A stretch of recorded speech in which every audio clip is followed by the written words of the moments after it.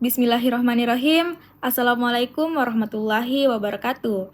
Halo, perkenalkan saya Arifina Dwi Anggraini, NIM 091058032521, mahasiswi Program Studi Ilmu Pemerintahan semester 2. Nah, pada kesempatan ini saya akan menyampaikan rangkuman materi mata kuliah pengantar statistik sosial dengan dosen pengampu Ibu Hardianti, SAP, MAP.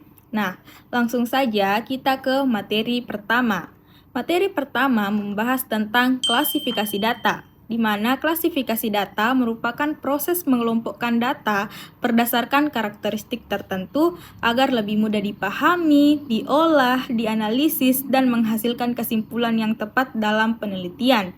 Dalam statistika sosial, data dapat diklasifikasikan berdasarkan sumber, cara memperoleh, waktu pengumpulan, sifat data, hingga skala pengukuran, yaitu nominal, ordinal, interval, dan rasio. Sebagai contoh, jenis kelamin termasuk data nominal karena hanya menunjukkan kategori tanpa memiliki tingkatan.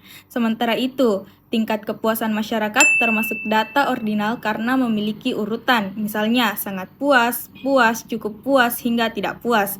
Selain itu, suhu ruangan dalam derajat Celcius merupakan contoh data interval, sedangkan berat badan dan penghasilan atau pendapatan termasuk data rasio karena memiliki nilai nol mutlak. Melalui klasifikasi tersebut, peneliti dapat menentukan metode analisis yang sesuai dengan karakteristik data yang dimiliki. Nah, selanjutnya setelah memahami bagaimana data diklasifikasikan, materi berikutnya yakni membahas paradigma penelitian, yaitu penelitian kuantitatif dan penelitian kualitatif. Penelitian kuantitatif menggunakan data berupa angka dan analisis statistik untuk menguji hipotesis atau melihat hubungan antar variabel. Sebagai contoh, penelitian mengenai pengaruh penggunaan media sosial terhadap prestasi belajar mahasiswa dilakukan dengan menyebarkan kuesioner.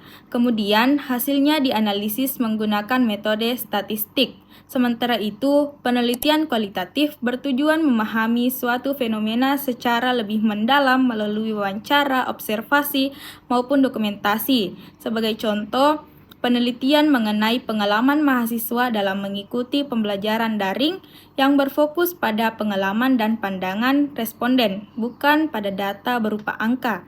Dengan demikian, meskipun menggunakan pendekatan yang berbeda, penelitian kuantitatif dan kualitatif sama-sama memiliki peran penting dalam penelitian sosial.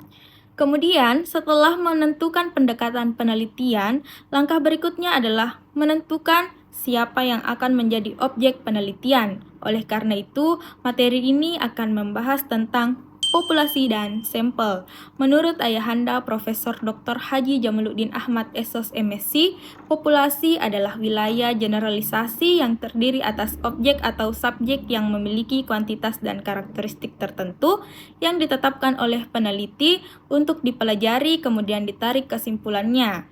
Nah, sedangkan sampel merupakan sebagian anggota populasi yang dipilih untuk mewakili keseluruhan populasi. Sebagai contoh, apabila penelitian ingin mengetahui tingkat kepuasan masyarakat terhadap pelayanan di sebuah puskesmas dengan jumlah penduduk sebanyak 2.000 orang, maka 2.000 orang tersebut merupakan populasi. Apabila peneliti hanya mengambil 350 orang, maka 350 orang ini merupakan sampel.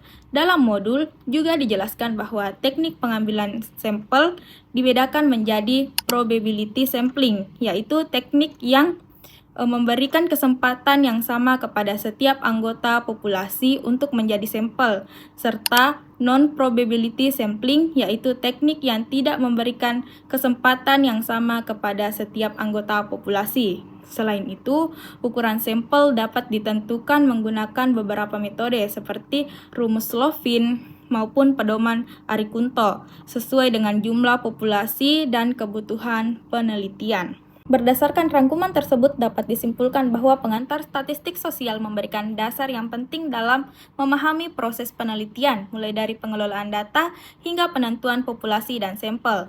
Demikian rangkuman yang dapat saya sampaikan. Terima kasih atas segala perhatiannya. Mohon maaf apabila ada kekurangan dalam penyampaian kali ini. Wassalamualaikum warahmatullahi wabarakatuh.